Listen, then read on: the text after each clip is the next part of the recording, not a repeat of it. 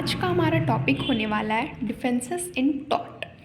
तो simple language में defence का क्या मीनिंग है? डिफेंस का मीनिंग है खुद को सेव करना। तो टॉट में डिफेंस का क्या मीनिंग होगा? टॉट में भी डिफेंस का मीनिंग है जब डिफेंडेंट खुद को सेव करने के लिए लीगल आर्ग्यूमेंट्स करता है, उससे ही हम कहते हैं डिफेंसेस। तो ये जो डिफेंस वर्ड है वो जनरली यूज़ होगा डिफेंडेंट के लिए। ओके, हमारे पास कुछ जनरल डिफेंसेस है, हम सारे को लाइन बाइज लाइन पढ़ेंगे। सो हमारा जो पहला है वो है volenti non fit injuria. Volenti non fit injuria एक लीगल मैक्सिम है जिसका सिंपल मीनिंग है डिफेंस ऑफ कंसेंट। तो यहाँ कंसेंट कौन देगा? कंसेंट देगा प्लेंटिफ। और प्लेंटिफ किसी एक्टिविटी को करने के लिए कंसेंट देगा और उस एक्टिविटी को करते हुए उससे अगर कोई इंजरी कॉज होती है तो इसमें डिफेंडेंट की कोई भी लाइबिलिटी नहीं होगी। यही कहता है हमारा वॉलेंसी नॉन फिट इंजूरिया। यहाँ मैंने वही लिखा है, आप रीड कर सकते हो। मैं नेक्स्ट पेज आगे करती हूँ। तो जैसे मैंने पहले बताया कि कंसेंट होना चाहिए, तो अगर ऐसे भी तो हो सकता है ना कि किसी पर्सन के साथ फ्रॉड तरीके से या किसी भी गलत तरीके से उसका कंसेंट ले लिया जाए और बाद में डिफेंडेंट कहे कि इसका तो कंसेंट था।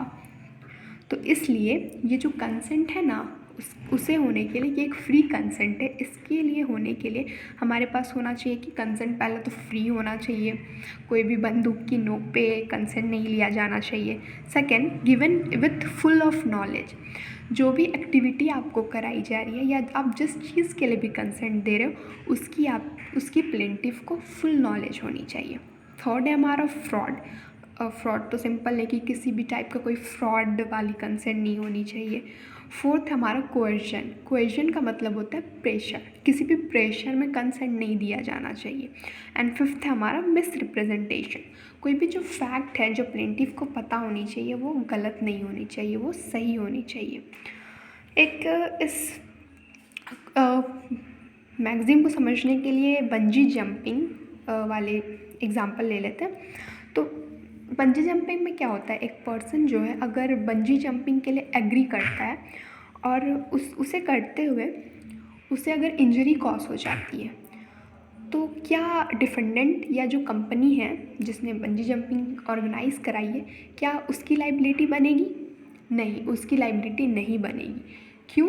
क्योंकि बंजी जंपिंग में क्या होता है या इसे करने के बाद क्या सर्कमस्टांसेस बन सकते हैं ये उस पर्सन को पता है, फिर भी उसके बावजूद भी उसने एग्री करा है करने के लिए, तो इसमें हमारे डिफेंडेंट की कोई भी लाइबिलिटी नहीं बनेगी। होप कि आपको वॉलेंसी नॉन फिट इंजूरिया का कॉन्सेप्ट अच्छे से समझ में आ गया हो।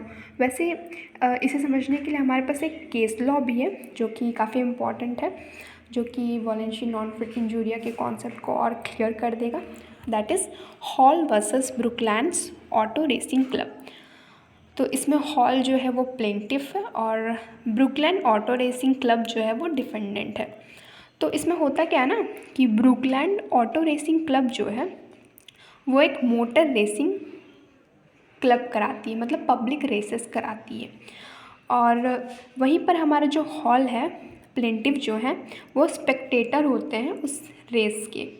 और रेस के ही दौरान क्या होता है ना कि जो कार है, दो कार कोलाइड कर जाती है, दो कार कोलाइड कर जाती है और जिससे जो हॉल है प्लेंटिफ उन्हें इंजरी पहुंच जाती है। तो वो क्या करते हैं, अपनी इंजरी के लिए डिफेंडेंट जो हमारी है ऑटो रेसिंग क्लब उसे जिम्मेदार बता देते हैं, उनकी लाइबिलिटी बता देते हैं और उनके अगेंस्ट में केस स्यू कर देते हैं और डैमेजेस की मांग करते हैं। ये था हमारा सिंपल फैक्ट। अब इसमें इशू क्या होता है? तो इशू हमारे ये है, first, was the defendant really liable for the plaintiff injury? जो हमारा डिफेंडेंट है जो क्लब है, क्या वो रियली में लाइबल है जो प्लेंटिफ को इंजरी पहुंची उसके लिए? और सेकंड है हमारा, does the case describe the fact of volenti non fit injuria? और क्या ये वॉलेंसी नॉन फिट इंजूरिया के केस को डिस्क्राइब करेगा? तो देखते हैं हमारे जजमेंट में। तो जजमेंट में जो कोर्ट है ना, वो बताती है कि ये जो केस है वॉलेंसी नॉन फिट इंजूरिया के कॉन्सेप्ट को डिस्क्राइब कर दी है। कैसे? क्योंकि इसमें वो बताती है, कोर्ट कहती है कि जो प्लेंटिफ है उन्होंने जो क्लेम करा है वो फेल हो गया यहाँ पे। क्यों? क्योंकि जो ऑटो रेसिंग क्लब है उनकी कोई लाइबिलिटी नहीं बनेगी उनकी इंजरी के लिए, क्योंकि उन्हें पता था, हॉल ने इस इवेंट को अटेंड किया तो उन्हें पता था कि क्या क्या सर्कमस्टेंसेस बन सकते हैं और उन्हें इंजरी भी कॉज हो सकती है। इसे जानने के बावजूद भी उन्होंने इस रेस को अटेंड करा। तो इसमें हमारे क्लब की कोई भी लाइबिलिटी नहीं बनेगी। सेकंड, जो भी रीज़नेबल जो होती है रीज़नेबल केयर, रीज़नेबल प्रिकॉशंस वो रखी गई थी। ये क्लब ने जो भी रीज़नेबल प्रिकॉशंस रखी जानी चाहिए वो सारी रीज़नेबल प्रिकॉशंस रखी थी।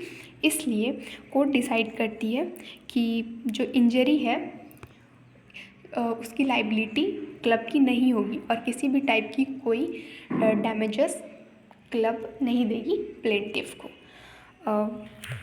हमारा वॉलेंसी नॉन फिट इंजूरिया का कॉन्सेप्ट यहीं तक था। होप कि आपको ये कॉन्सेप्ट अच्छे से समझ में आ गया हो। Thank you.